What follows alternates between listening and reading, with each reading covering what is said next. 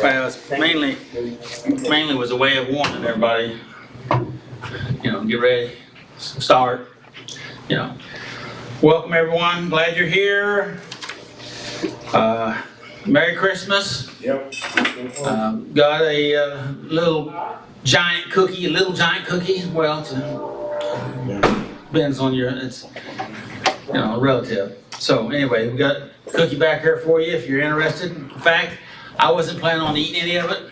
And since I had a few minutes there listening to the music, I thought I'd just drink my tea and have a little corner. So anyway, tonight, how about that? We're going to hit step 12 again, because we do step 12 on the 12th month. That's the way we do all the steps. In January, which will be when we're meeting again, because we're going to be off next week, and then January the 4th we're going to be off that. So January the 11th we'll be starting afresh with step 1. All right.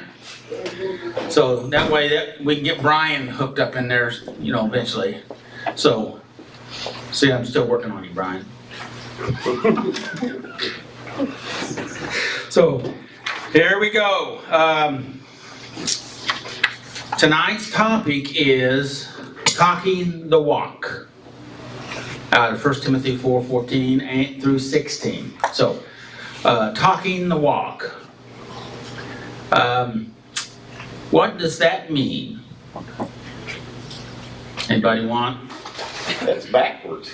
Well, because our normal phrase is walking the talk. Yes, sir. And so, but tonight, our topic here out of the book is talking the walk.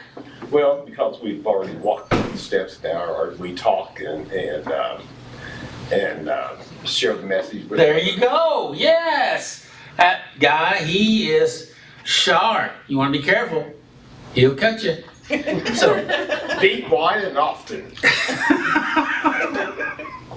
So, anyone else? I mean, what else can you add to that now? Bobby just, cut it deep, wide, and Often. yeah. So that's what tonight is about. So, like he said, we've walked it through, and now we need to make sure that we share that message with others. So, walking the talk is actually helping ourselves to become in alignment with the steps, with what we believe that is God's will for our lives. And now the focus in step 12 is sharing that we have walked out. So now we're going to talk about our walk. That makes sense, right? And that's how we tie in step 12 to our topic tonight. Any comments on that before I read a couple other things? Nope. Okay. Did you have anything you want to say, Will? Jesus loves you. That's always a good thing to pull out of the hat, isn't it? Some things that I have written down here. Meaning of talking the walk is that one meaning is a reflective communication. We're communicating to others in a way that we are relating our values, our beliefs, and our real life that we want to live. Does that make sense? Reflective communication. Sharing experiences. We're talking about the actual steps. Okay? Now, Robert sometimes, can I use you as a semi-example here? Robert talks about, you don't even know what I want to talk about, and you haven't answered me yet, so I'm going to take a non-answer as an answer as yes. How about that? Yeah. So, Robert talks about that he'd gone through the steps several times in different places, but I may be putting words in your mouth a little bit, and you can correct me if you like. You got some of the words, but you didn't get the understanding that you're getting now. You're getting a deeper understanding not just the words, but the meanings of the words and what we'd call the wisdom of those words. Would you agree with that? Yes. Okay.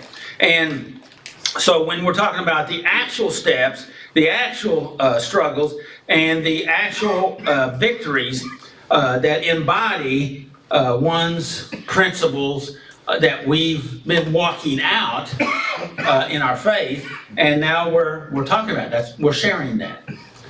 And when you have something that you know that works for you, you're not, different people worry about sharing and that they might be wrong, but if you're sharing what's worked for you, what you've learned and what's working, how can that be wrong because it's working for you? Because you're saying, not that you have to do this, but this is what worked for me, it's helped me. And that's basically been my whole life, is I've tried to find things that work for me, and if they work for me, maybe they'll help you too. Because I have a hard time talking about stuff that doesn't work. I mean, why? Why would I talk about it, You can't settle it. No, I don't. I mean, I can just tell you, hey, I tried that, but it didn't work, And but why talk about a negative? The third thing they talked about is being authentic in your words. We talk about being authentic. I talk about being authentic. I talk about being honest, because that's really that does something from person to person. I used to have a former another staff member that I worked with, that he says, people vote with their feet. And of course I really didn't understand what that meant. I was probably 19, 20 maybe, and he said people vote with feet. And what he was saying was, they pick it up, and they may not say anything about it, but if it doesn't line up with them, they move away from it. Would you agree with that? Yes. Right? So we want to be authentic, using honest dialogue to share how one's actions reflect their inner connections. Okay? And that's just basically being truthful. Be true to yourself and be truthful to others. And people can feel that. They resonate with it. All right, let's flip it around, because I've always found that people recognize the negative better than the positive sometimes. When someone lies to you, you're not sure what's going on, but you have an idea there's something off. I have a guy that says, used to say, I'm not around him anymore, but he used to say, now that kind of raises my spidey sense. Yes. And talking about an individual, how they interact, and so and that's what we could even call maybe spiritual discernment, because we know, right? Folks that have some substance abuse issues, oftentimes I've heard people talk about this, and it's been said many times.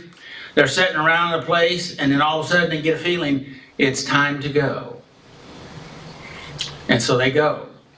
And they're glad they did, because things changed there pretty quickly. So we can pick those things up, right? Yes, sir. You guys kind of went cold on me there. Yes, sir. So, anyway, tonight, step 12, having had a spiritual awakening. This is what we're talking about, having had a spiritual awakening. Have you had a spiritual awakening? Yes, sir. Yes. Have you had just one? Or have you had more? Bobby, you seem to be the only one answering, so should I turn around and talk to you?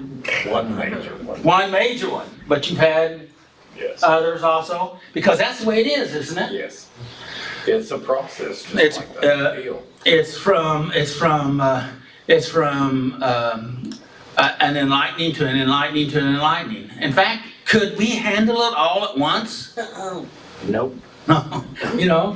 So, having had a spiritual awakening, as a result of these steps, we try to carry this message to others and to practice. Keywords practice, right? Why do we practice things? Is because we want to get better at it. And we want to practice what we want. We don't want to practice what we don't want. You don't need any help practicing what you don't want because you've been practicing that for a long time already. And practice makes permanent. Practice makes permanent. Doesn't make perfect, makes permanent. And if you practice the wrong stuff, that becomes permanent too. So, and to practice these principles in all of our affairs. So, tonight, Willie is going to be expounding what he's learned from this and help us to get up to speed with him. And then Vanessa, if he misses anything, she's going to fill in all the gaps, right? Yes. All right. And call Will on. Yeah. So, any thoughts, any questions before we go into the music? Now, again, we're not going to be here next week, which is the 28th, and then we won't be here on the 4th, but we will be back on the 11th. Everybody good with that? Okay? And on the 11th, we're going to be having Will Cook. All right, Will. Will Cook's going to be teaching the step 1, dangerous self-deception. Right, Will? All right. Are you ready for that? Absolutely. All I right. see myself a lot. So, anyway, in case you wanted to look that up, that's in Judges 16:1 through 31. So, I'm glad you're here tonight, and we're going to get started. So, hit 'em up, get 'em out. Maybe I didn't need that. You're good.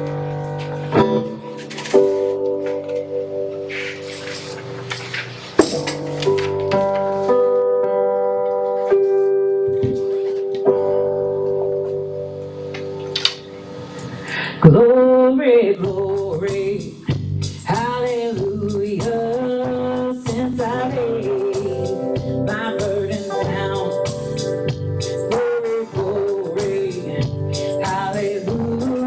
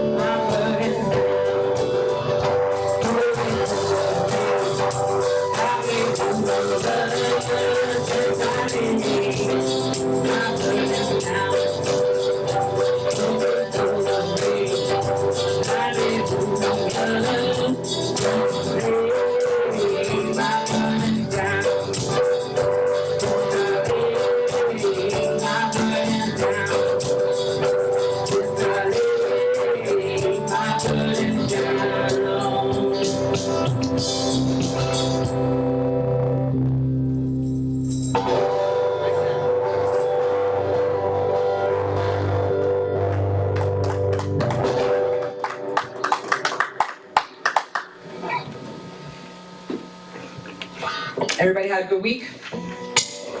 Okay week? All right. How about you? I had a really good week. I had a very productive day today. It's first, really productive day, probably since putting up the fence. Is that the fence keeping everybody out? Well, Your personal fence? yes, no. 2, 3.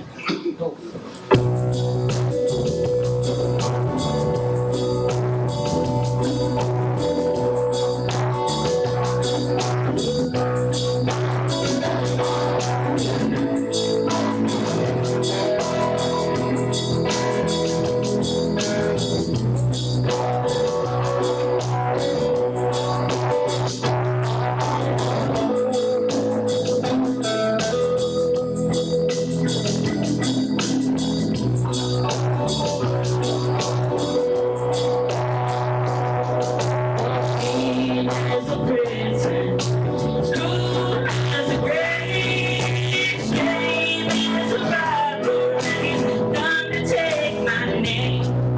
Love is my redeemer, and me I'm proud. Love is the power when my freedom song is found. There ain't no grave. Oh, my body down.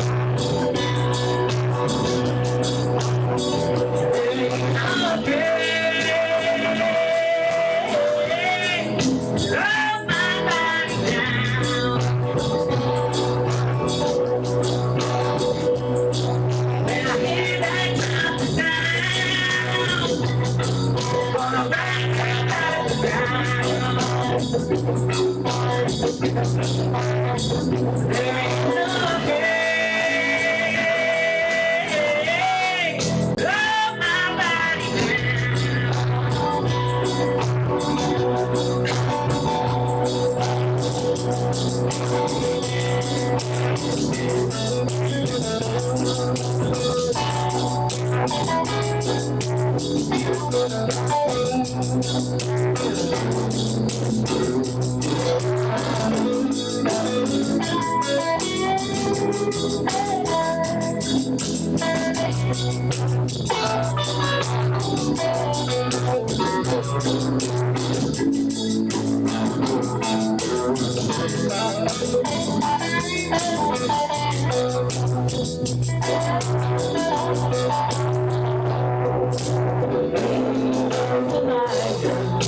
Slow down all the time. Clear as a tyrant. He's always telling me to run. Love is a resurrection. Love is the trumpet sound. Love is my weapon. Gonna take my giants down. There is no grave.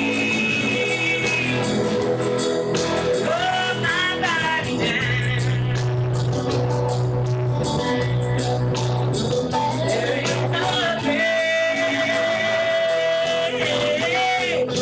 Oh, my body down.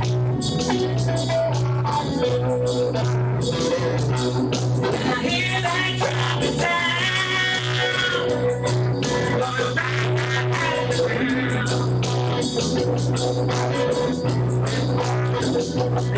No grave. Oh, my body down.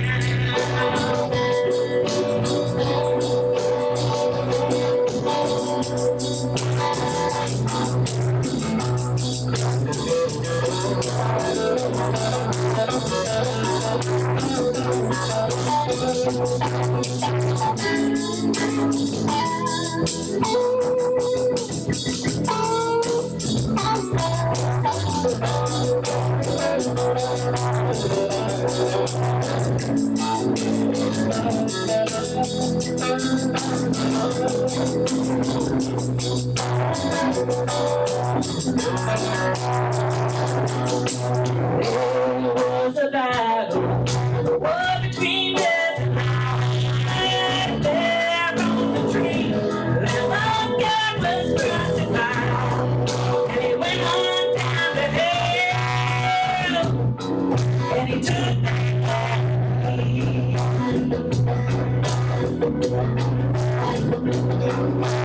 Upside down the lion, and he said I'm captain free.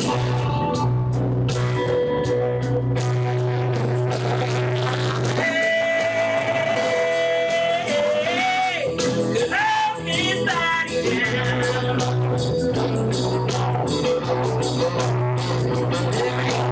Hey, love his body down.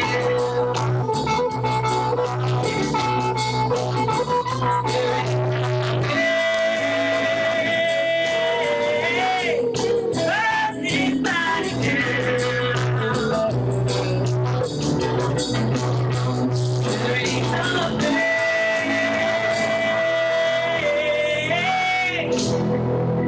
on my body down.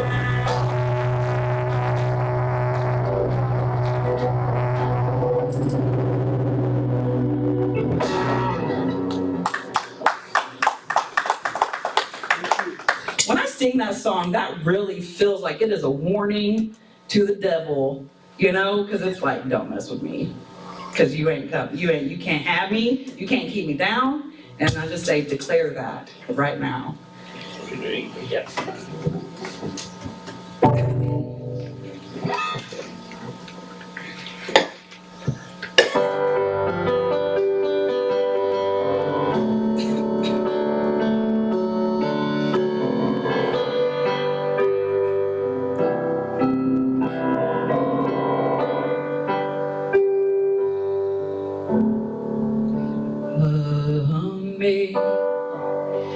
Amazing grace, how sweet the sound that saved a wretch like me.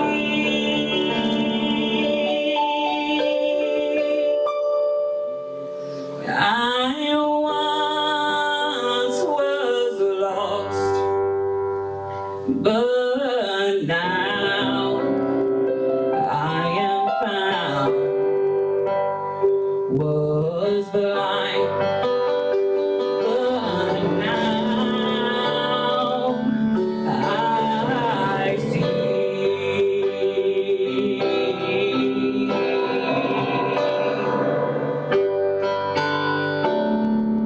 'Twas grace that taught my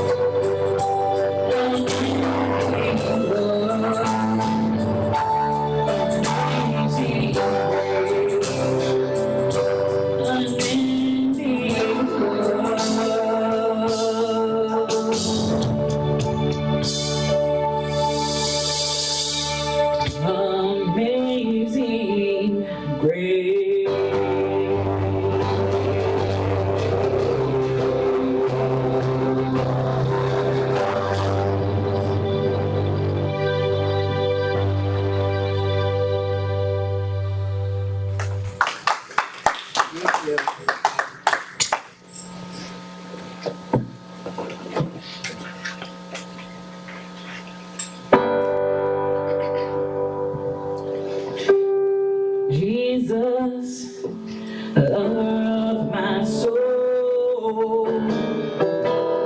Jesus, I will never let you go. Taking me from the miry clay. You set my feet upon the rock. Now I know that I love and I need you. Though my world may fall, I'll never let you go. My Savior, my closest friend, I will worship you until the very end.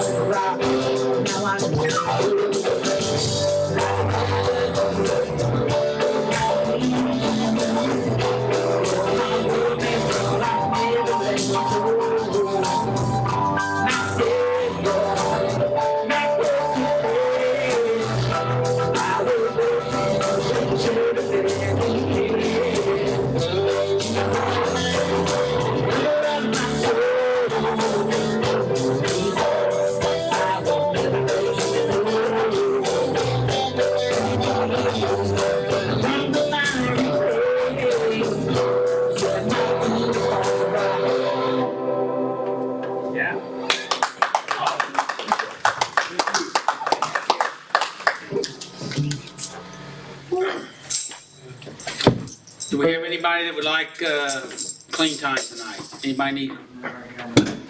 Anybody looking for a bracelet tonight?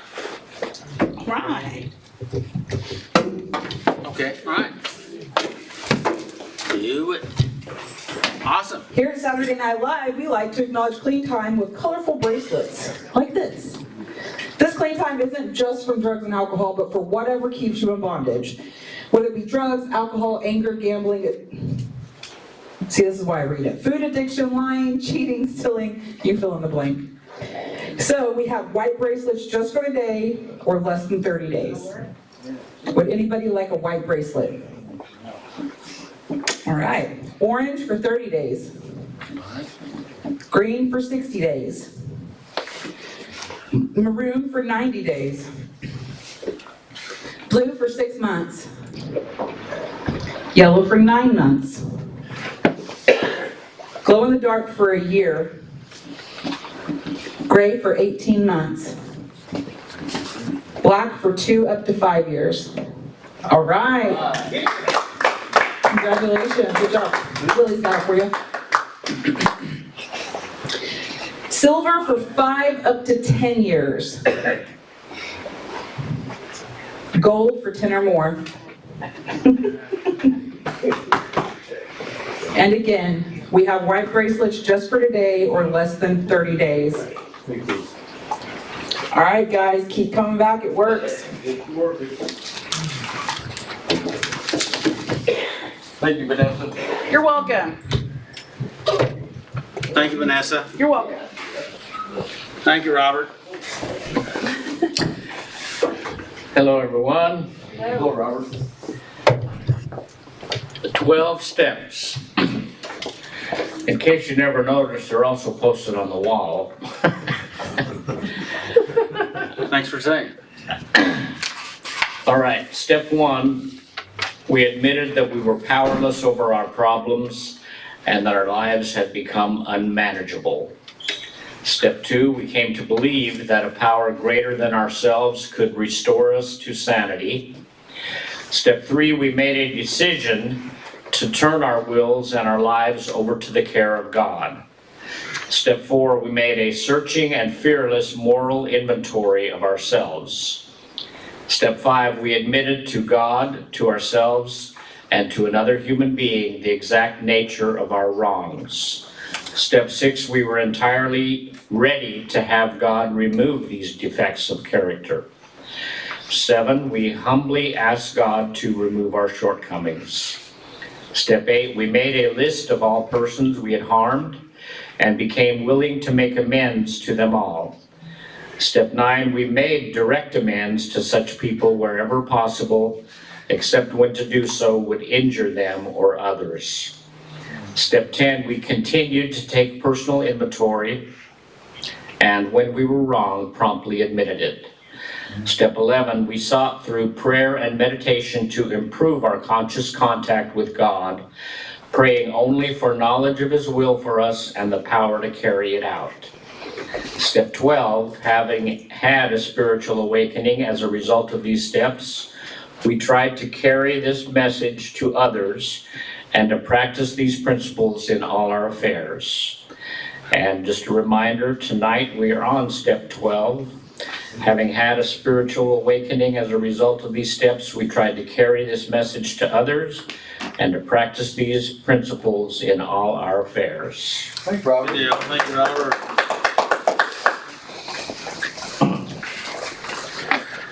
Willie. Hi, Willie. How are we doing tonight? Pretty dandy. Good, good. How did Al do up there? Oh, yeah. Don't put me on the spot here. You know me. I'm gonna figure it out as I go. Like I do every day. We all do that. Yep.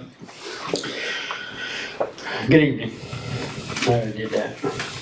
Talking the walk. Having had a spiritual awakening as of the result of these steps, we tried to carry out this message to others and practice these principles in all our affairs. When we realize everything has been gained by following the 12 steps, it will be natural to want to share this life-giving message to others. Okay, so when we realize this, the gains that we've gained through following the steps, doing the steps, do you agree with that or disagree with that? Yes. Okay, I why? do. Well, because when you actually hit realization, when that actually hits you, there's a complete change that you just, to grasp it, you've got to explain it to somebody else. You've got to tell them, hey man, I was this way and this happened and this, it's a deal that you've got to tell them. So what does that do for you when you tell them? When you're telling them what's that there, hold on. For me, to tell them that, hey, this is what has happened to me and this was the outcome of it, it clears me up that I am on the right path. It helps me see further down the line. So it helps you in the sense that it creates clarity for you Right. because you're communicating it to someone else. Yes. Okay, so what you're doing, correct me if I'm wrong here, so it's kind of like it's abstract to you. In other words, it's not fully realized until you've kind of organized it and then tried to talk it out and gain the verbal ability to communicate, and that helps to bring clarity. Is that Yes. what you're saying? Yes. Do you guys agree with that? Robert?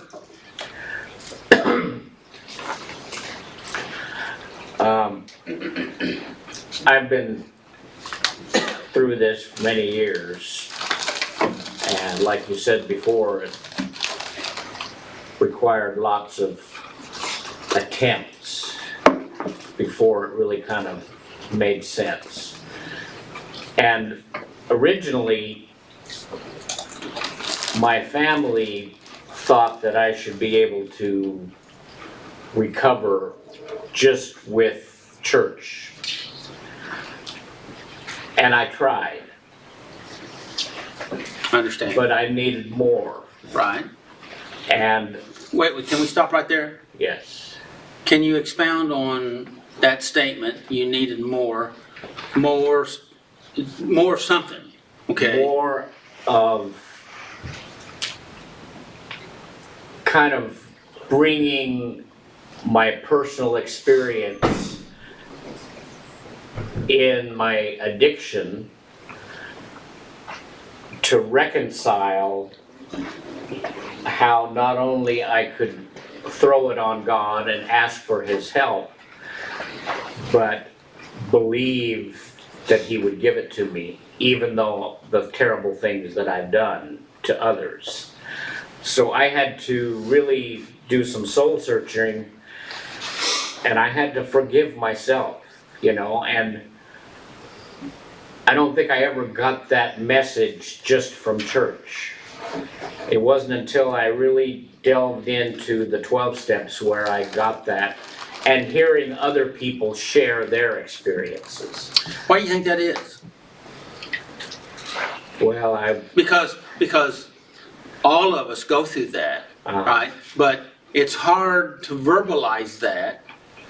We all sense the understanding, kind of like what Willie was talking about, but I wanted to just kind of press you a little bit. yeah, You're welcome.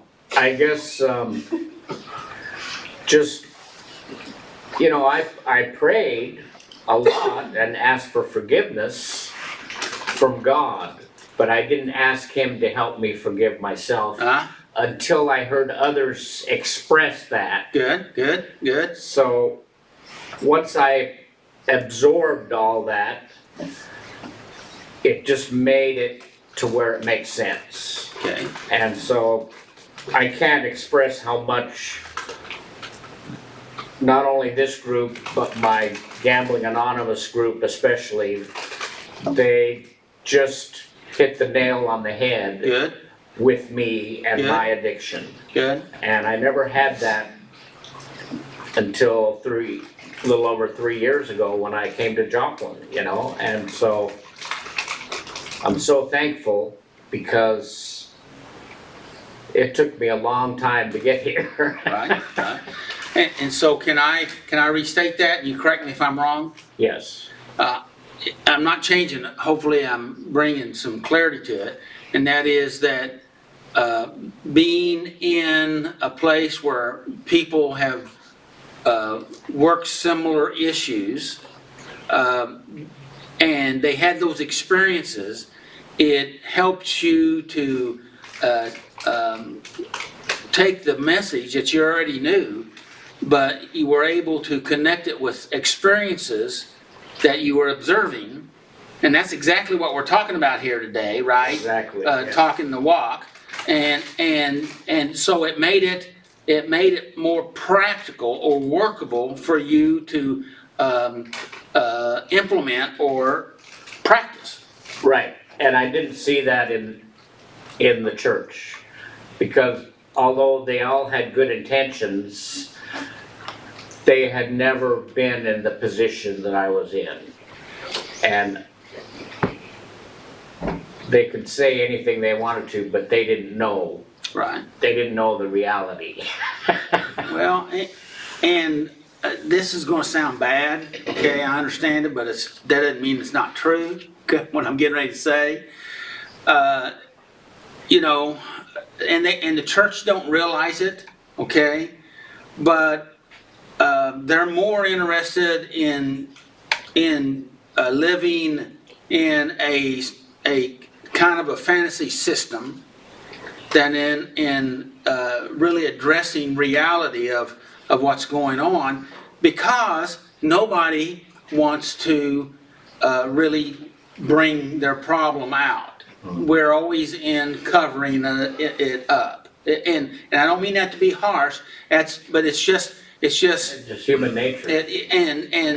and so you know, I've said before, I had a recovery meeting for 5 years before we started this one over 20 years ago, and I realized in that meeting that nobody wanted to.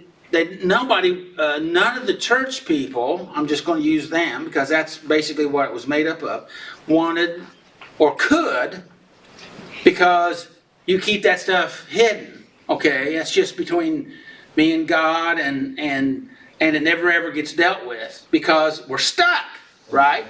Would you agree with that, Robert? Absolutely. And so that's the reason why I do what I do.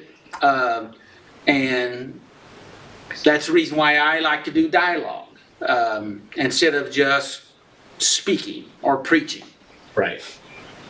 even though it seems like I talk a lot. But hopefully I'm talking to you and not at you. Would you? You're Yes? talking to me. Talking to, I can't speak for everybody else, though. Oh, I love it. I'm talking to you, Yeah. but not at you. Right. Okay, well, thank you very much. I got one. I second the motion. It's all right. Yes, Will. For me, when I go to church, I have this perception of everybody there as being already set with God in a way that I can't relate to because I know my past. But when I come here, I can actually get honest with myself about who I am and Good. how to fix it. Good. We can't fix a problem we don't know we have. Right. It was mentioned here once or twice. Enough for me to remember, so it's been a while.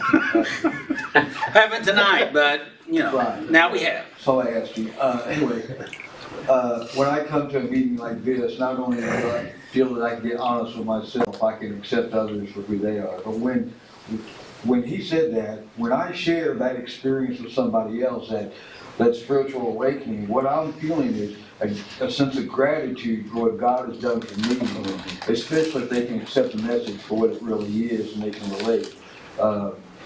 And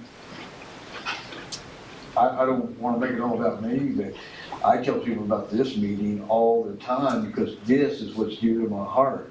And I feel it's a great stepping stone to get to the point where I can be accepted into a church. I've been going to my church for over a year. I mean, off and on at first, but now it's a regular thing, and they're just now getting to the point to where they accept me. And I've had them come up to me and say, well, I don't know your story, but they never ask for it either, because they don't want to know my story. They just know it's not like their story at all, Yeah. because they've seen the growth in me from coming to these meetings and be able to honestly open it up. And even if I don't want to admit something, somebody else gets up there and they admit what I'm going through, and it's me a whole lot easier for me to accept me for me. And that makes it a whole lot easier for me to go to church and accept me for my flaws and all.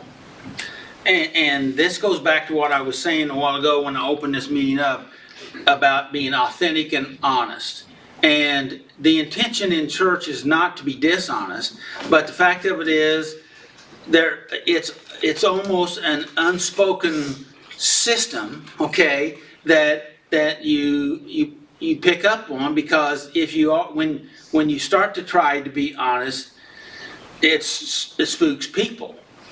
Right, because they don't know how to handle it. They don't know what to say, they don't know what to react, and it just spooks. And that's understandable, right? And I'm not trying to be ugly. It's just the truth. So and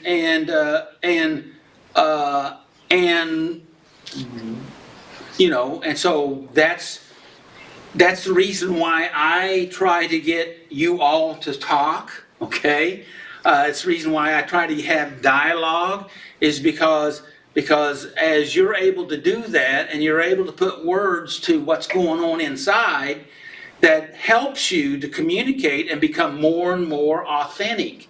And as you do that, you get lighter and freer and more real, and you start liking yourself more, okay? So you're able to be more open and vulnerable, right? Isn't that true? Yeah. Yeah. Now that sounded sarcastic. Yeah. Robert. I have a kind of an interesting experience. A few weeks ago, I'm going to this, out of my church, I'm going to what they call a men's meeting, which they have every couple of weeks. And I don't know, maybe a month or 6 weeks ago, there was only like 3 or 4 of us at the meeting. And so the prepared topic went by pretty fast. And so the guy who's kind of in charge of the meeting just said, so Robert, tell me about your story. I don't really know much about you, but I see that you're pretty faithful in attending church and coming to these extra meetings now and then. And I looked at him and I kind of smiled and says, okay, you asked for it. So I told him in some detail about my story. And when I was done, he just shook his head and he said, my gosh. He said, that's a testimony. He said, thank you so much for sharing that. I don't really know what to say. Yes, yes.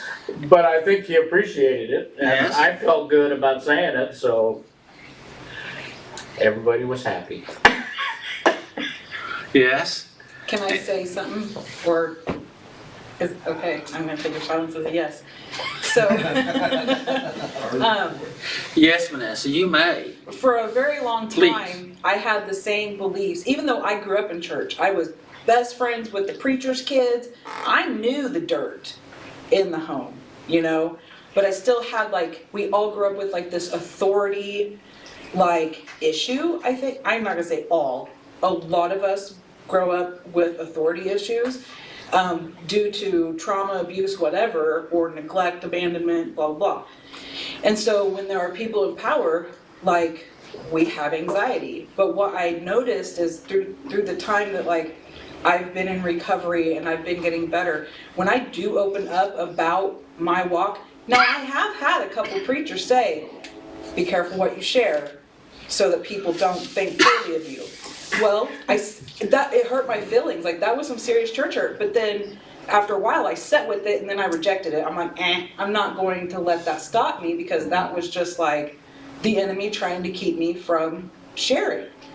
But the truth is a lot of us here, we have that next step that a lot of people that are in church that need more but don't know where to get it.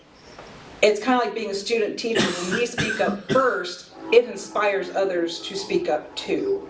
And so I just want to say that because I've been there and kind of on the other side, and I know I talk a lot, but that's why I talk a lot, because hopefully whenever I talk, it inspires others to share also. And that's how a lot of people in the church get healing otherwise, you know? So, yeah. Because our churches are filled with people that are suffering in their souls from everything that we talk about, okay, that they're eaten up with that, and they're doing their best to they're doing what they know, okay, but they still have that same stuck feeling we were talking about, and oftentimes people go through this cycle and they do the best they can until they erupt, and then they're out a while, and then they can't stand that anymore, so they come back in and they go through the cycle again, and it's good for a little while, but then we don't get it, and then it erupts again. You don't cycle, right? And I'm not trying to be critical. I'm just saying that's reality, because I've been watching it for 50 years, okay? And it's hard. It's hard to do anything from the outside. I'm talking about me with them, unless someone asks me, and then I don't answer quickly, because you can't handle the truth. Yeah. Okay, all at once, right? Isn't that true? Yeah. And I don't mean it to be funny, but because it's very serious. But that's the process. And so I'm just glad that you're here, and others that come, and they get something, because I have seen throughout the years people that have even destroyed their brains by meth. Just by being in the meeting, it has a mental healing in them that affects their brain, that they start to be able to put things together. It takes time, but you have to keep layering it in little by little, and it's not just what they able to think through, it's what they catch in their spirit that affects their brain. And I've seen that, and I didn't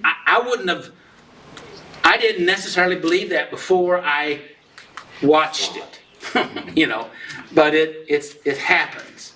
And it's not one person that does that, it's that spirit of love, acceptance, and grace, and of course, trying to be honest and true. So, and I know I interrupted you on that, but I thought it was so important, so I did. And if you remember where you were and you want to go back to it, you're welcome to. Robert. Just one little side thought. So this meeting that I had, this men's group meeting at church, is on Tuesday from 6 to 7, Tuesday evening. However, my Gamblers Anonymous meeting is from 7 to 8. And so they used to have the men's group meeting on Saturday morning, which was not a conflict for me. When they moved it to Tuesday night, I told the organizer, I said, well, I'm happy to come, but I'm gonna leave early because I have to go to my Gamblers Anonymous meeting. That is what saved my life. And those people are important to me, and maybe one of these days I'll talk to you about it. And he said, okay, no problem. And then after I told him my story, he asked about my story, he said, you better get to your Gamblers Anonymous meeting. So I think he's a little more understanding of that now. And you have a new accountability buddy. Say what? A new accountability buddy. Somebody's gonna hold you accountable. Yeah, Yeah. that's good, yeah. Well, Willie, you're sure taking a long time here. I know, I'm still trying to get over that word she just said.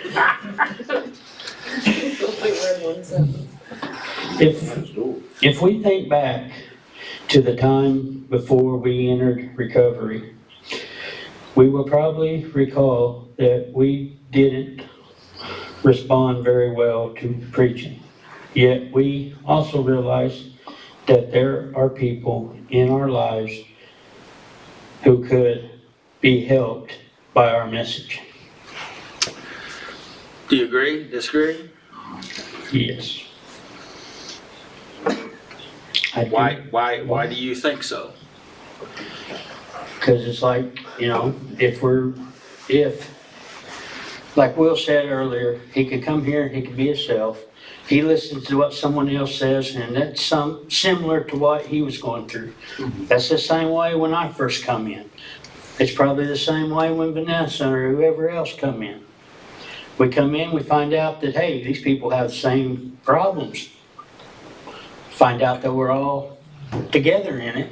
Although it may be a little different, we're still together in it. Yep. Go ahead.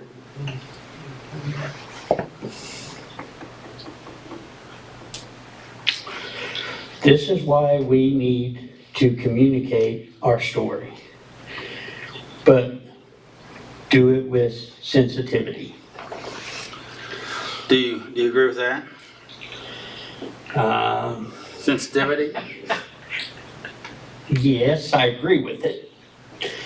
Why are you squirming so How much? do we, Because I am not very sensitive. I'm telling you. yeah, that's, I'm still. You want to trade Well, me why- places right now? Why, so I'm gonna ask you the question I've got written down here. Okay. And it is written down here. Why do you, now I'm talking about, I've got it circled and highlighted, but do it with sensitivity. What I've got written down here is, why do you think so? Why do you think we need to do it with sensitivity? Because we're not going to get our point across if we're demanding or we're bold. You got to, or else they're not going to grasp on to what you're saying. You mean like pushy or threatening? Right. Okay, yeah. And so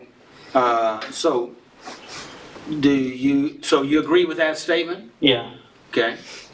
You catch more bees with honey than you can vinegar. Okay, good statement. I like that.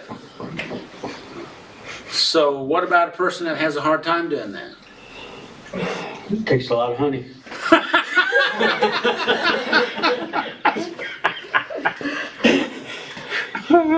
Three to 4 years and you're still hoping that you say the right words? Because there's a lot of people watching out there. That's why you don't look up at the camera. We do have quite a few watching. Yes, we do. Today. I noticed that tonight. Oh. Just in case, well, maybe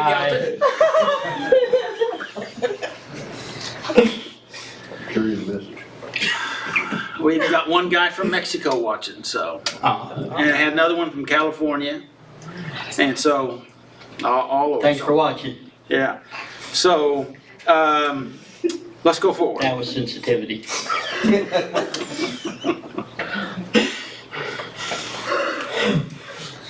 Apostle Paul taught Timothy that to get the gospel message across, he has not only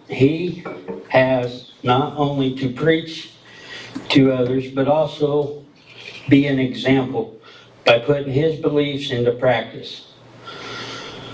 Paul said in 1 Timothy 4:15 and 16, "Give your complete attention to this matter. Throw yourself into your task so that everyone will see your progress. Keep a close watch on how you live and on your teaching. Stay true to what is right for the sake of your own salvation and the salvation of those who hear you." Good. Did you have a comment you want to make on I that? was waiting on your question. My question is after the next, Okay. after the next two sentences. All right. When we- But if you have a comment, you're welcome to make it. I don't have a comment right yet. That's pretty self-explanatory right there for this point in time. That. Maybe that's the reason why I didn't have a question there. Right. When we practice these principles of the 12 steps, others will be watching and notice the change. This opens doors for us to share our stories. Now, do you agree with that? Disagree?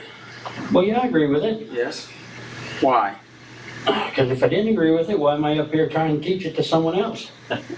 Well, That didn't answer your question, I know, because I'm stalling.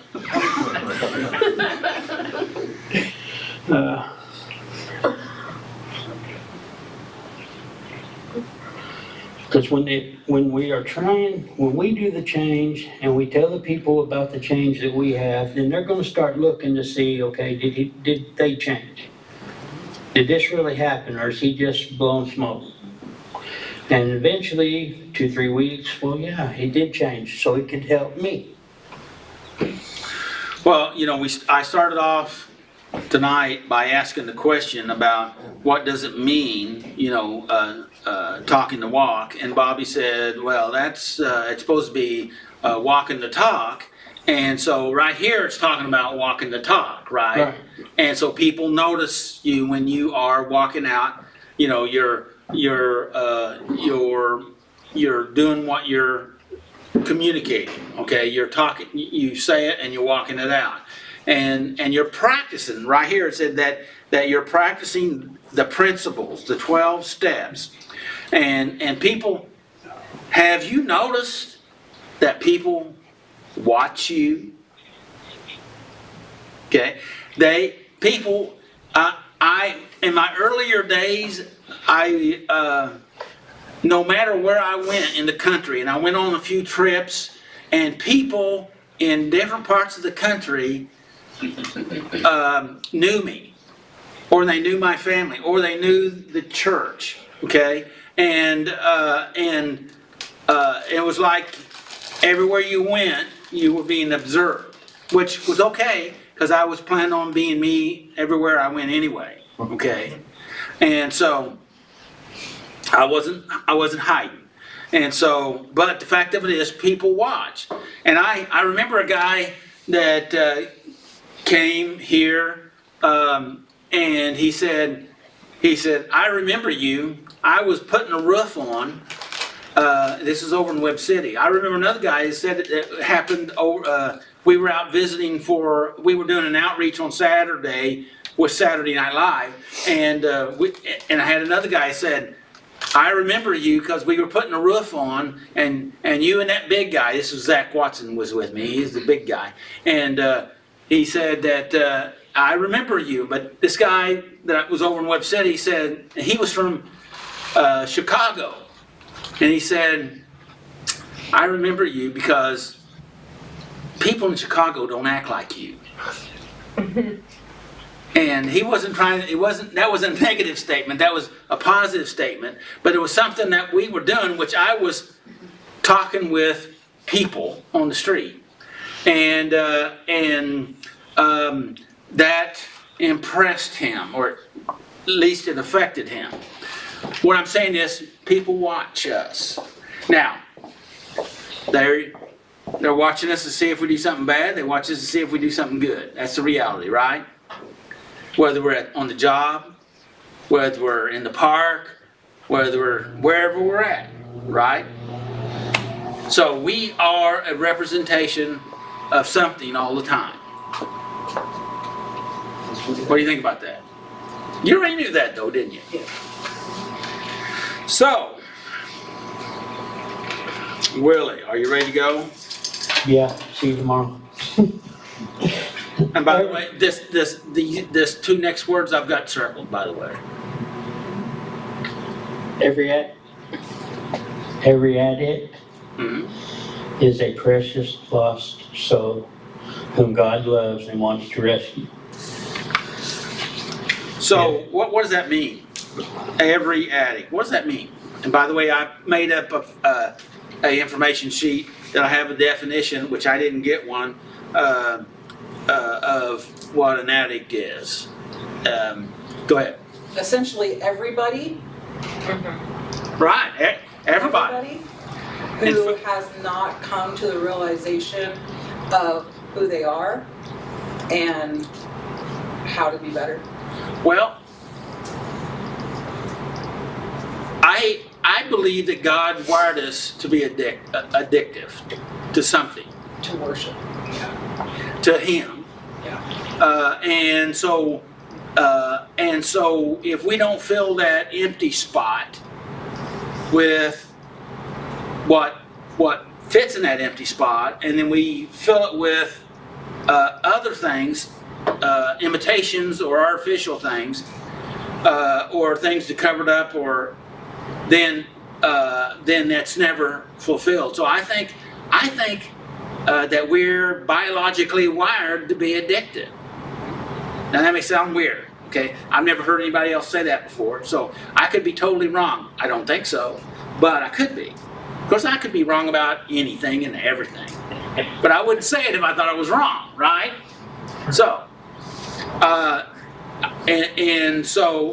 but wouldn't that stand to reason that we're wired that way? And so the enemy would use that God designed for good and tried to use it for bad. Wouldn't that make sense?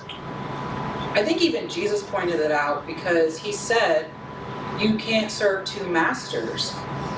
And so with that being said, it implies we will serve someone. That's what Bob Dylan said. Exactly. Well, I don't know if it's Bob Dylan. You don't know Bob Dylan? You gotta serve somebody. Oh, I'll look that up. I was born in the 80s. I don't know Bob Dylan. Man. She has to know Bob Dylan.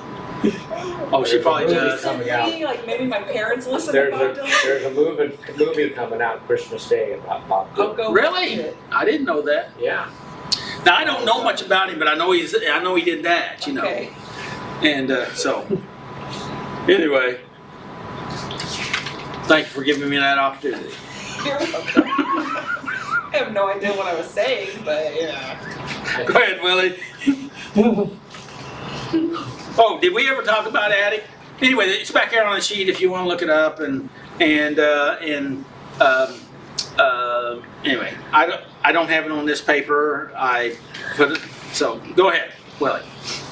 If someone among you wanders away from the truth, let me start over. This is James 5:19 through 20. If someone among you wanders away from the truth, whoever brings the sinner back from wandering will save that person from death and bring about the forgiveness of many sins. So did you? What do you think that means? Did you want to? Well, if you're trying to, if they wander away and you've got enough confidence in yourself to tell them your story that would probably put them back on the right path, then not only is that helping your soul, but you're saving their soul. One of the questions that Vanessa will be talking about here, about the difference between preaching and sharing and telling your story. If you tell it as a story, then you're really sharing. But if you do it in an authoritative way, demanding that somebody should line up with your story, then that would be more of a preaching type of deal. Right. And sometimes we have an automatic resistance to being told what to do. Have you noticed that? It's called being human. Okay. Willie, have you ever noticed that? Yes. Don't put me on the spot like that when I'm trying to think of something else. That's a trick question. Yes, it is. Everything's a trick question. Okay. What did you got one? learn from this lesson? Will's got a question. Oh, okay. Yeah, I didn't know if it's always pulled up or not, but have you ever had anybody come to you with because they noticed a change in you, and if you did, how did that make you feel?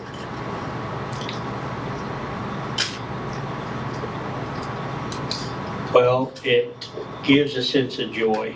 when they do. Yes, I have had several people tell me that I'm a lot better than where I was. Some people that knew me 20 years ago knows how I was versus now. And some of you ain't seen that side of me. And I hope you never do. I still got one more question. And did they give you any confidence that you can move on forward? And have you showed anybody else that same things that they may go through on their too? Yes, the confidence, they gave me the confidence. As for me, I try my best to put somebody, like Doug asked, well, how does that work out for you? I've got 2 kids. Both of my kids are doing better than I am. Now, I raised my kids by myself since they were 2 years old. My daughter, my oldest. Both of them kids are doing real well. They're doing real well. Man, you put me on the spot. No, we're done. I'm done. I can't go on. So what did you learn from this lesson? Well, sometimes you just need to tell someone, hey, man, this is the way, this is how. No. Man, don't give him the floor no more questions. He does that on purpose. You gave it to I me. know I it. didn't do it. My takeaway? Or Well, what did I learn? we'll skip that question and go, what's your takeaway? My takeaway is to hope that everybody that wants to get better will. And the ones that don't know if they can, hopefully we can show them how to get there. Good deal. So, Excellent. and now, before I get off here, Will says he has another question. go ahead. You're up next when we come back with step 1. I can give you a lot of questions on I'd really that. like for everybody to start following along with these lessons and give questions to everybody so we can sharpen each other. Because the Bible does say something about iron sharpening iron. Right. So Working the steps, they're supposed to be working them anyway. if it ain't hurting, it ain't working. So come hurt this. That's the reason why I try to mention who's doing it next and the topic so that you can look into it. And so, that's great. Thank you, Willie. I'm so excited about tonight. So excited. And I just can't hide it. All right, so I just pulled a gray hair out. Hold on. Wisdom glitter. It just came right out of my head. What does that say? Wisdom glitter. Okay, so I'm gonna read step 12 again before I read the questions, since it's been a minute. Having had a spiritual awakening as a result of these steps, we tried to carry this message to others and to practice these principles in all our affairs. Or interactions rather than affairs. The first question is, Paul encourages Timothy to throw yourself into your task so that everyone will see your progress. What I want to say about that is what it doesn't say is go stand on a street corner and let everybody see. You know what I'm saying? Where Jesus said, don't be like the hypocrites. Okay, so it doesn't say that. It's just give your all to what you're doing. Other people will notice, but don't be so like arrogant. You're like, look guys, I'm feeding the homeless. Like, don't do that. Or whatever. So, what changes in my life can others observe since I have been sober and working the 12 steps? Well, I don't know exactly what others can observe, but I know what I can observe. What I can observe for myself is that I'm not responding with so much responding with so much rage. Good. I'm not responding. I am taking time to listen Good. before I respond. I'm not even craving alcohol Good. anymore. I'm working on quitting cigarettes, which I never thought I would work on, but this year I've had 3 pretty good attempts. This one I can't say others have observed because my sister bought me one of those like metal smokeless necklace things that like you can like suck on and it's supposed to like imitate a cigarette or whatever. And I wore it for a couple of days and smoked like 5 or less cigarettes, and then I lost it for a while. And then I found it again and I was already back up to a pack a day. But we're gonna try again coming up. So I think I will say this year has been, I said I can't say what others have observed, but I have had some conversations with my family, you know, where the last 5 years really, they have seen a different version of me.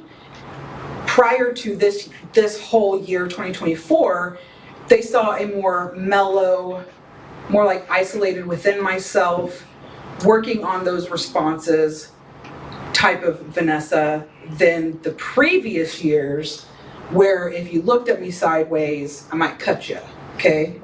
So it has been a process, and this year, you know, because I've been isolated from my family for so long, I've been isolated away from my family about 10 years. So whenever I'm coming back, like I came all the way back, I moved out onto the family compound. We all live there together in separate houses, but they're getting to see a whole different me. And a couple have said some things, you know. A few still don't really know how to have conversation or react towards me because they don't know how I'm gonna react, which, you know, I just let that be. So, because that probably reflects something in them that they probably need to work on. So, I'm not gonna go beg them to be like, you know, you're okay if you treat me this way. I'm not gonna do that. Anyway, do you have any question? I had a question down.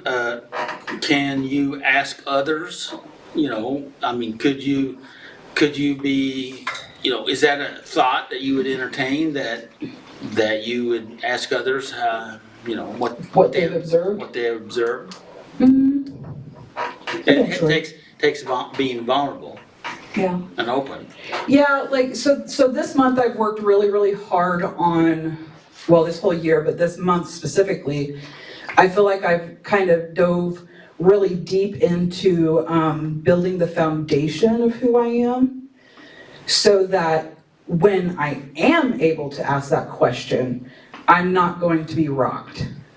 Like, I'll still know my truth, and I'm not going to be able, or I'm not going to allow them to be able to pull me back into who I used to be. Because I do know that there are several people in my family, several people from my past that have very strong opinions about me. That those opinions have been a lot of what took me to the depths of depression, you know? And so until my foundation is completely firm, I'm not willing yet, but I am working on becoming willing so that I don't end up back there. I do want to put a word of caution. You have to be careful about what state you're in, that you're able to do that, and who you ask. Because I tried to be careful about who I throughout in my early years, I would have personality tests, and I'd ask people to take it from as being an observer of me, and which was very helpful. But I had one person that says, Why are you always trying to grade yourself? Which was a little harsh. But that was where that person was, okay? And there was a point at that, but the answer to the question was because I want to get better, you know? And and I'd always been, I never really wanted to know what people thought, because I already knew what they thought, at least that's what I thought, I figured, I figured they were gonna reject me anyway, so why ask, right? So anyway, I'm just saying, that was part of my process, and you gotta be willing to take some of the good with the bad. And do personality tests, which I love to do, by the way. I do personality tests on potential people I'm going to date. Like such a Sheldon moment, but anyway. I have a funny experience to share about my wife and I. When I was married, she had a friend who was newly married, and the women were very good friends, and I hardly knew the guy, but they had the big idea that we should go away for a couple's weekend to a hot springs and just have a nice time. I said, okay, well, that sounds fine, and then so we did. We drove to the hot springs and had a nice dinner and had a nice soak in the hot springs, and then we went up to just kind of go to our room and kind of play a game or talk or whatever, and the women said, we have something that we found in Cosmopolitan magazine. It's a couples survey. And I looked at the guy and I said, uh-oh. And they said, no, this is gonna be great. And I said, I would really rather not do that, because I think we're gonna end up in an argument. Because we can either say what we think you wanna hear, or we can say how we really feel. And they say, just say how you really feel, it's not gonna be a problem. And so we started and after about 2 questions, the women, it was gonna be each couple in a separate room, but after about 2 questions, the women went to one room and me and the guy stayed in the other room. But the next morning, everybody apologized and You called it. all right. So I'm not fond of personality tests. Maybe the ones that are cosmopolitan aren't so great. Yeah. Sure. You need to pick the test, but that's a good story. Yeah. So Paul wanted Timothy not only to teach others, but to be an example. When I share my story with others, am I preaching or sharing my experience? Now let me tell you the difference between preaching and sharing your experience. If you've been to church, you know preaching. Where Say it again. if you've been to church, you know what preaching is, right? Or and I'm not gonna just say it's just Christians. It's anybody who has not done any introspection. It's so much easier to sit and be pick apart your flaws than to own their own, right? So if you have somebody coming up to you and being like, man, you destroyed your life, look at you, it's yeah, I know, I'm my own worst enemy. I really don't need you telling me, am I completely aware of all of it? No, but I have a great idea of exactly what I've destroyed, So that's the preaching where, I see it a lot too with people in recovery. They'll go through the steps 1, 2, 3, 4, 5 times, go out there and they'll start working with other people and helping, and then, they quit smoking cigarettes and they're like, oh, you stink. Or, you're triggering my recovery because you're tweaking, or I smell alcohol on you. And then they get just as judgmental, and it's like, did you forget when you were there? And in all honesty, it's not just people in recovery, because people in church are the same. Everybody has issues. Everybody. That's why when we talk about the bracelets, it gives off a list of addictions. Everything is and can be an addiction. Workaholism, working too much is an addiction. It is. That's me. I mean, I've had that destroy my family, my parents, you know, I watched it with my parents. Reason why we were latchkey kids, because our parents worked so much because they couldn't stand each other, right? So, anyway, very passionate about that, if you can't tell. Sharing your experiences comes from a more empathetic place, where it's like, bro, I know. I do understand what you're going through. It might not be identical to what you're going through, but I do know the despair. I know how heartbroken you are. I know how much shame you're feeling, how much guilt you're going through. You know, that is sharing your experience. And then going on to share your strength and what you've learned and the hope that you can impart to others, being like, you don't have to be stuck here. Like, there is a way out. I know the hole that you're in right now might not have stairs or a ladder, but let's go ahead and just dig out some stairs. You ever seen that picture of, there's one guy in a hole over here and he's just like sitting there waiting to die, and this guy over here is in a hole and he's like actively like chiseling stairs out of the dirt, you know? So, and with that being said, sharing a little bit of my experience, if you don't care, because I was really excited about this. I got this book, and it is based off of Carl, is it Jung or Jung? Young. Carl Jung, Jung, so it depends on what language you speak, how you want to say it. It's called Sacred Contracts, and it's by Caroline Myss, MYSS. And basically, so this is based off of his archetypes. And I don't know if you've talked about the archetypes a little bit. The different archetypes are like how we represent ourselves to other people or even to ourselves, right? And your victim, I think the 4 base ones is like the child, the saboteur, the prostitute, you know, and not prostitution as like what we know prostitution, but somebody who will sell their values for something else. So whether it's, I'm going to sell my value of my peace and my personal space for the happiness of my children, which sometimes, you know, as parents we have to do that. Or I'm going to sell my value for the happiness of the person I'm married to, instead of allowing myself personal time, that self-help time.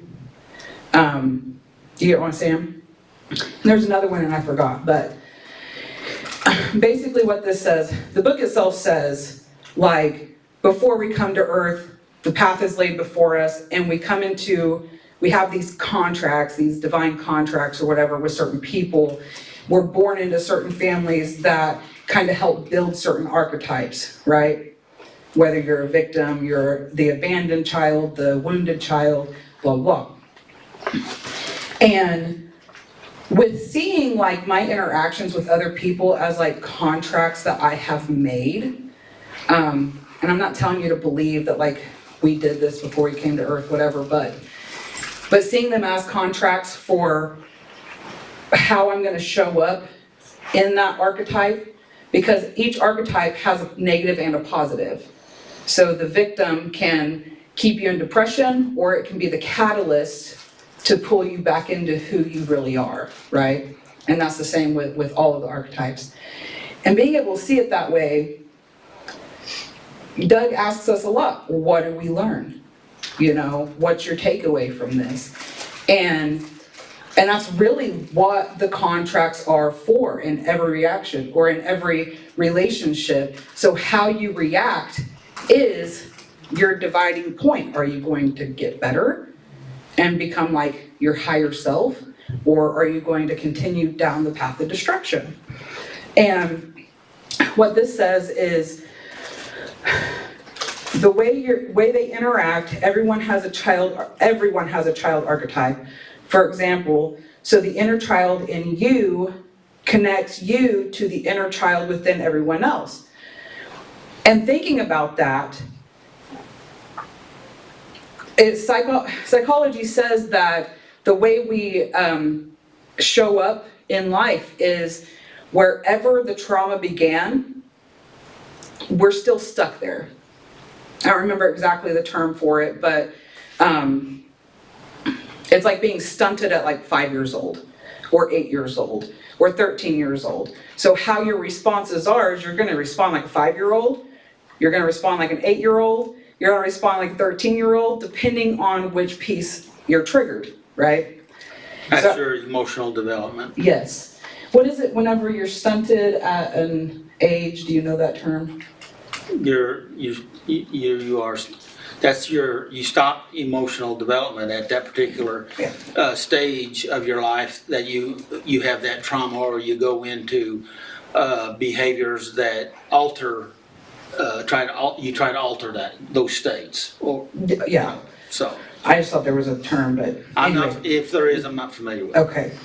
So learning to read your own archetypes, or learning to understand how you're showing up, allows you to read others, which I think helps open the door for more empathy.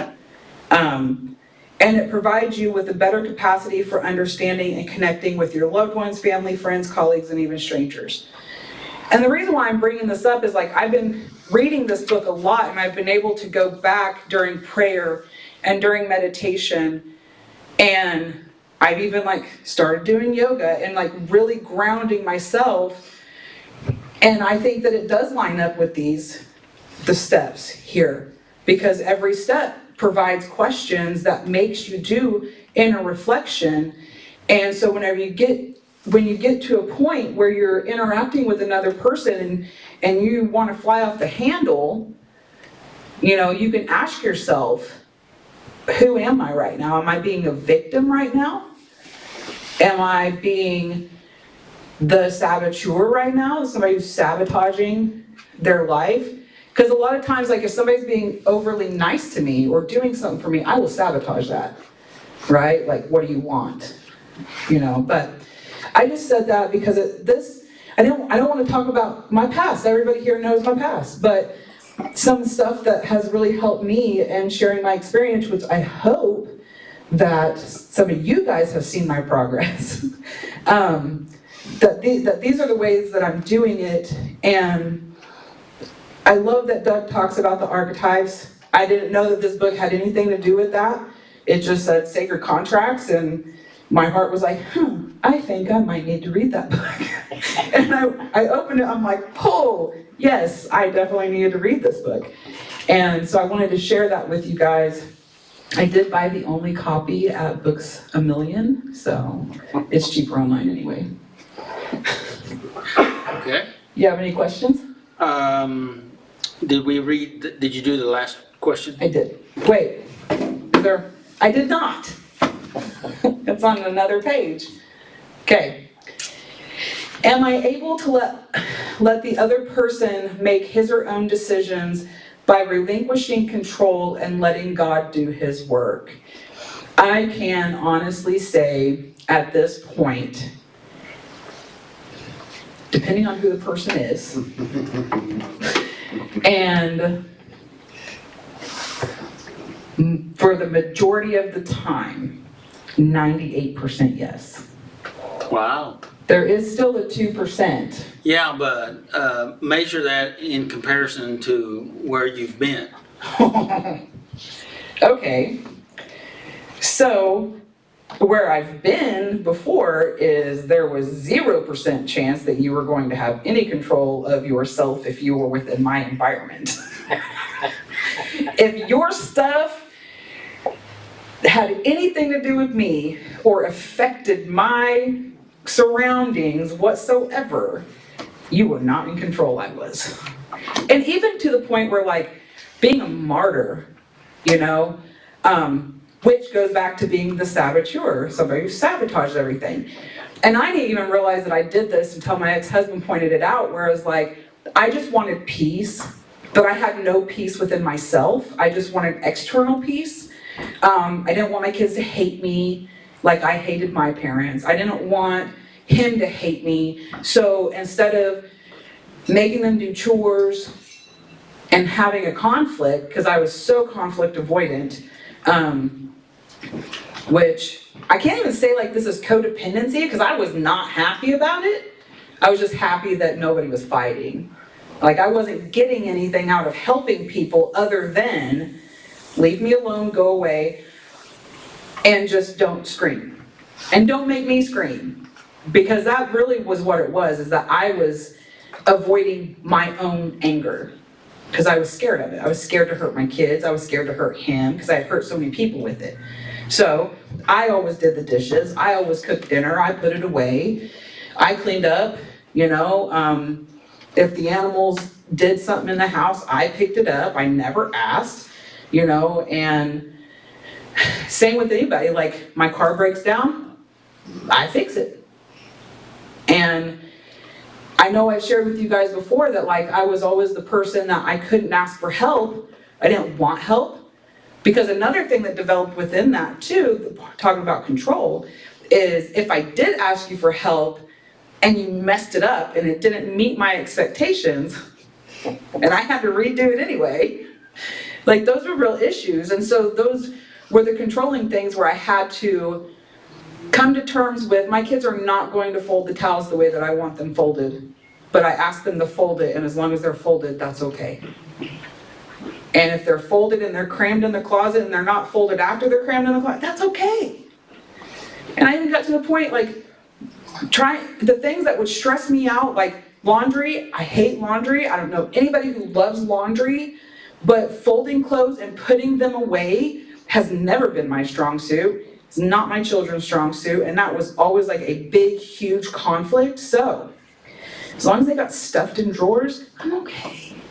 Or if you got laundry baskets and they're hidden, that's okay. So a lot of like radical acceptance, right? So accepting the things that you cannot change and changing the things that you can. Can I change my laundry issue? I know Will's looking at me like, can you really not change that? For my mental health's sake, not right now. So. But you have, you're at the place that you are now. Mm-hmm. Previously, you were not. Correct. Because I heard several different changes through that story. Mm-hmm. But you know, some would say, well, that's not acceptable. But the fact of it is, that's the way, it's all increments. We move little at a time. Mm-hmm. Right? Yeah. You move a little bit at a time. And we have to accept that, okay? That may not be what we want, but we accept it. Mm-hmm. Right? If I accept reality the way that it is, Mm-hmm. then but I prefer to grow, but I accept where I'm at. I don't like it totally, but I accept it. You can accept something and not like it. And when you realize like who you are as a person, and you stop comparing yourself to your mother, and I'm saying this for myself, stop comparing yourself to your mom, stop comparing yourself to your grandma, and realize that my mom's house was clean because we were locked outside. My grandma's house was clean because there were no kids inside. So if I wanted to be a different kind of mom who didn't do that to my kids and would allow my kids to stay inside, my house is gonna be dirty. And that's one of the increments that I was talking about. So you move, well, I just didn't want to have that conflict, so you tried to mitigate in a different way. Now, and that mitigation wasn't all that it maybe should be, but it was better than the way it was or the way that you lived. Yeah. Okay, that's what I'm trying to say. Yeah. So we're in process, and you're in process. Yes. And so my question is not really a question on this, but I put the Serenity Prayer down underneath that question. Okay. And you just about I don't have cited all it. of it memorized. You But just about cited a while ago, God grant me the serenity to accept the things that I can change, right? The courage to change the things that I can, and to know the wisdom. except the things that I cannot change. I think you said can. God grant me the serenity to accept the things that I cannot change, Yeah. the courage to change the things that I can, and the wisdom to know the difference. Yes. Yeah. And I was really, really excited about sharing this book because I do love you guys and I am very proud of where everybody is in here. And like Doug said, I want to share the things that have helped me in case it helps you. I will give a warning, there is some like astrology talk in here if that's not your jam. So don't get in here and be like, oh, Vanessa's like believes in all this other stuff. So, but it is amazing stuff. So, and I hope if you do get it, it helps. Or keep listening to Doug because he talks about the archetypes. Thank you. Any comments from anybody? What did you learn from this? Oh man, that I'm an amazing person. Yes. We've always known that. You may have known it, but I didn't. But I do now, and I can sit here. I used to always be scared of compliments, always, and I'm still working on that, and always scared of like accepting them or speaking any kind of higher of myself than woe is me, because I didn't want to come off as braggadocious or arrogant or proud or anything like that. But it is okay to come into agreement with my Creator and say that I am His beloved and that I am amazing, and other things like I am His garden, like that's what Song of Songs says, like, and I am beautiful and I'm fearfully and wonderfully made, and it is okay, and there's no arrogance in that, because if I say I'm less than that, then I'm not in agreement with my Creator, and I'm telling Him that He's a liar. And so that's what I learned. What's your takeaway? That I love life, and I love where I'm at, and I hope to strengthen my foundation so that I can share with others and not get knocked back. Yeah. Good. I like it. Yay.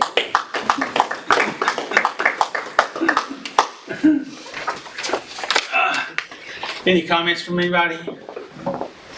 Questions? Thoughts? Insights? What an awesome meeting. I love it.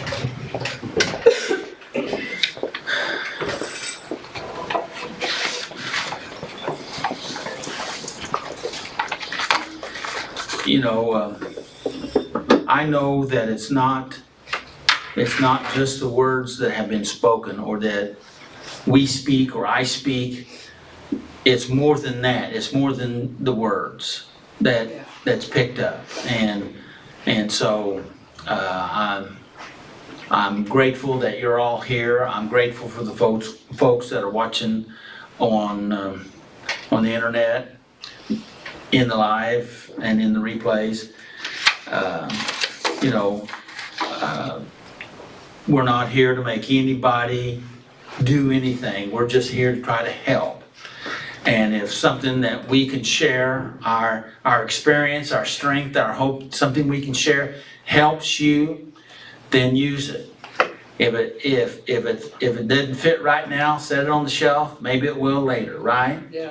And because all we're trying to do is share what we believe is the truth. And hey, yeah, right. You know, not everything that I thought was true, I found out later was true, but that's the process. We're working on it. And if we are honest and we continue to walk in sincerity, well, Scripture says He will lead us and guide us, right? And so, even when we're being led and guided, sometimes we get off the track, right? But He wants to help us get back on the track. And that's what He wants to do for all of us. For me, for you. So, may the Lord bless you, keep you, may His face shine upon you and give you His peace. Amen. Amen. And make healthy choices. And again, we won't be here next week. For the next 2 weeks, we'll be back on the 11th, and we'll be dealing with dangerous self-deception. That's a good topic. Okay. Merry Does- Christmas, Happy New Year's. Merry Christmas, Happy New Year's, and Happy Holidays, and whatever. So